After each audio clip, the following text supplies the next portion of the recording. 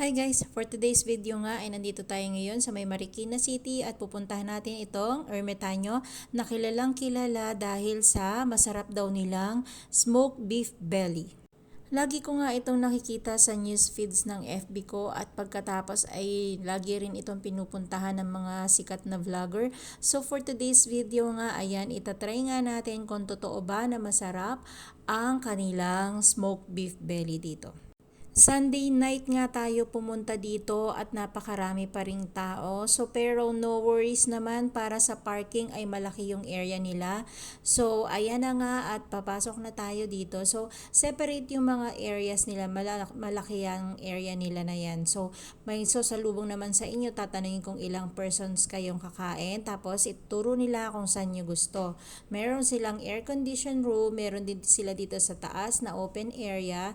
So chinek muna namin yan. Although nag-order na muna kami para mamaya habang nag-iikot kami ay nare-ready na rin yung food para medyo mas mabilis siya. Kung nasa taas ka, ito ang makikita mo naman sa baba. Ito yung view, maganda siya. So, hindi na kami dito pumeso sa taas kasi nga ay sabi ni Daddy Ray, okay na daw doon sa may aircon. So, nag-aantay na lang kami doon. So, yan na nga, dito naman yung alfresco area kung saan chill-chill kwentuhan. Maganda rin naman siya. Tapos, meron din yung family room. Ito yung isang area pa nila kung saan parang air condition room din yan.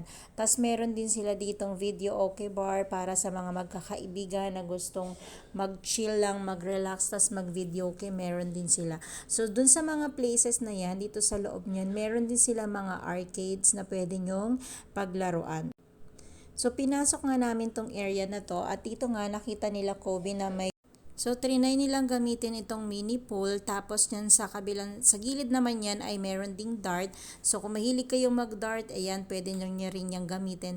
Dito naman sa kabilang side ay meron mga arcade na pwede din yung paglaruan. So, 1 peso coin lang yung ilalagay nyo dyan at makakapaglaro na kayo. So, habang nag-aantay kami, ayan nga, naglalaro yung dalawa. So, sabi ko, pagka tinawag na tayo nila Daddy Roy, at kakain na muna tayo. So, ayan na nga, pagkatapos lang yan saglit ay tinawagan na nga kami ni Daddy Roy at ready na daw yung food. So, ito na yung mga in-order namin, yung smoked beef belly na napakasarap, na sobrang na-enjoy namin yan.